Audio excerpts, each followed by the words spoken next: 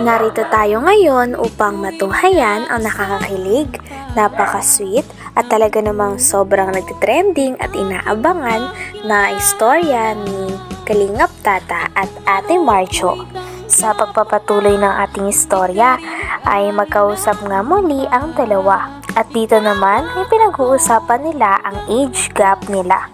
Tinanong kasi ni Ate Marjo kay Kuya Star Rocks kung ilang taon na ba si Kalingap Tata. At nalaman niya nga ang edad nito. Natawa naman si Ate Marjo sapagkat noong una ay medyo nakabahan pa daw siya kasi mamaya baka mukhang tito niya na daw si Kalingap Tata. Ngunit nang nalaman niya naman ay sabi rin ni Kalingap Tata na konti lang ang agwat nila. Pasensya ka na at medyo stress yung mukha ko kasi alam mo naman na workaholic ako eh.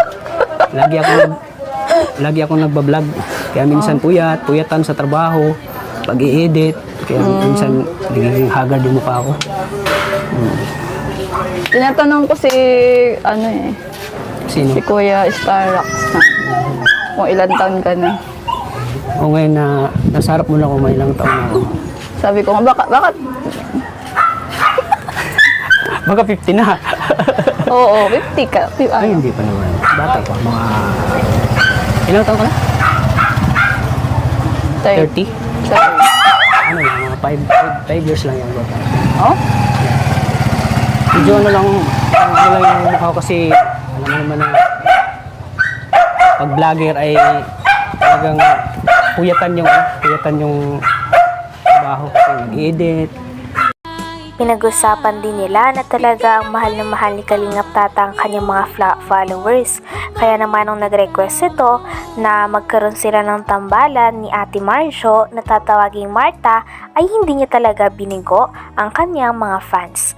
At talagang pinagputihan niya ang kanyang pag-vlog at tinanong niya ng maraming beses din si Ate Marjo nang sa ganon ay mapapayag ito at mangyari ang pinakahinahantay ng lahat na tambalan nila. Pero, Wala bang naniligaw sa'yo? ha? Wala bang naniligaw sa'yo? Meron naman, syempre. Siyempre maganda eh. Wala namang tao na hindi ka magustuhan kasi ang ganda mo eh. Oh, pero bakit ha? Ang dami mo namang bakit?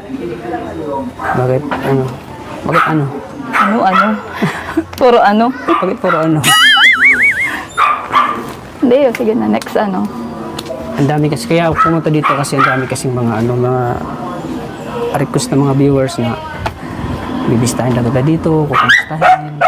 Siyempre, bilang isang vlogger at maraming followers na rin ako, so siguro nasa mga 200,000, 200k na yung followers. Maraming nagsusupport sa ating Hindi pa nagawa yung natin, maraming nagsusupport. Yeah. Dalawin daw kita kasi kinikilig daw sila eh. Oo. Nababasa mo may mga comment nila. Oo. Pero hindi Marjorie. Ano? Marjoret kasi ako. Marjorie. Oo. Marjorie. Marjoret. Oh. Kasi yung si Marjorie. Iba yung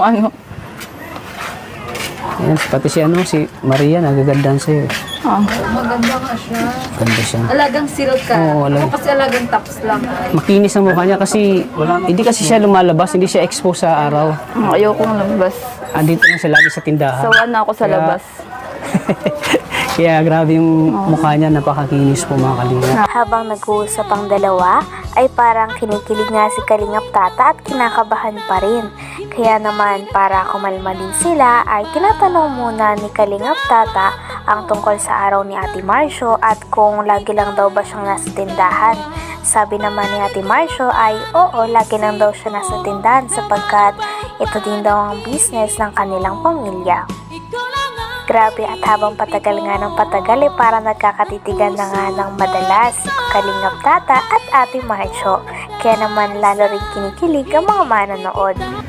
Maraming iniisip na content kaya medyo naging mature yung mukha niya. Pero hindi pa naman ako mature sa tingin mo. Ha? Hindi pa naman matanda tingnan. Kaya pa. Grabe naman. Pero kung ano, parang magkising edad lang tayo kung ano. Dito, ano ka pa lang? 30... 35. Oh? Bakit ayaw mo na?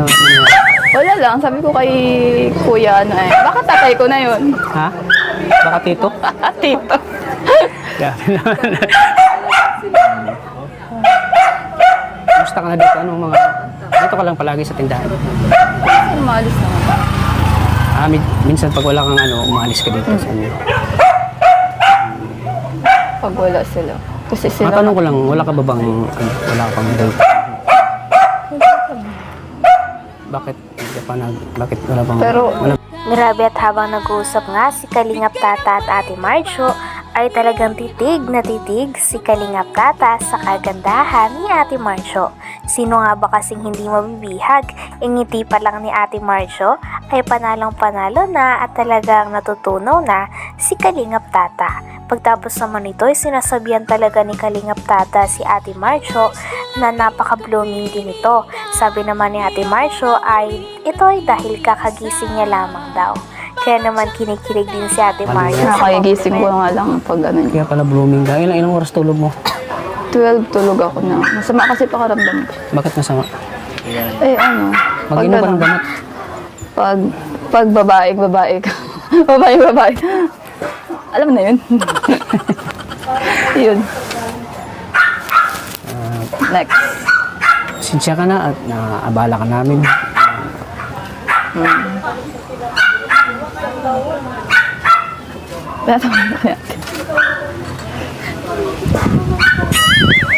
Wala na akong masabi. Talagang... Sinsya ka na doon sa mga sa mga kasamahan ko na mga makukulit. Yan talaga kami pag nagsama, isang kulitan, butit ka. Butit maganda ang mood mo doon. Oo. Sabi ko nga, pag di maganda mood ko, sorry. Sabi ko kay kuya, Restarax. Butit nakisabay ka doon sa nakisabay ka sa mga joke-joke namin. Hindi ko naman nga alam na may pupunta kayo nga. Pero alam mo naman na mga kalingap kami. Hindi nga talaga. Hindi mo alam? Hindi ganun ka. Kasi ang kilala ko lang talaga si kuya. Grabe at patagal ng patagal ay parang mas nagiging close at mas nagiging casual na nga ang pag-uusap ni Kalingap Tata at Ate Marjo. Grabe at simula nga lumabas si Ate Marjo ay parang hindi na talaga bumaba ang mga ngiti sa labi nito. Talagang nahuhulihan din sa akto ng kamera na nakatingin at nakatitig lang si Ate Marjo kay Kalingap Tata. Nako-fall na rin kaya siya kay Kalingap Tata? At pagkatapos naman ito ay talagang napasarap ang kanilang pag-uusap at napakatagal nga rin ang kanilang pag-uusap dahil napakatagal rin nilang inantay na makapagkita. Talaga si kuya. Anong reaction mo na, siyempre, na kami, nagkatuwaan na kami dito, na ikaw yung namin. Anong reaction mo doon? Pero hindi ka ba natakot sa amin? Hindi ka ba natakot? Hindi naman. Kasi first time mong makita kami, tapos, ka kagad sa akin. Nakikisabay ka kagad. Naalala ko si natatawa ako kay Si kuya. Juan? Oo, dun. Oo, Kaya sumabay ako. Kasi natatawa ako sa kanya. Kay Juan ka natatawa talaga ng gusto. Parang ginagaya niya yung yung kumbaga yung parang tawag doon. Kalimutan ko na. Ano tawag doon, bro? Kamukha ni Sander daw. Ha? Thunderboard. Kamukha ni Sanderford, oo. Kamukha ni Sanderford. Tamang doon ako tumawa nung sinabi mo na kamukha ni Sanderford eh. Doon ako tawang ng tawa, bro. Yung kamukha ni Sanderford. Baka Sanderford na hindi pa naritoke. Grabe, tuwang-tuwa ako doon.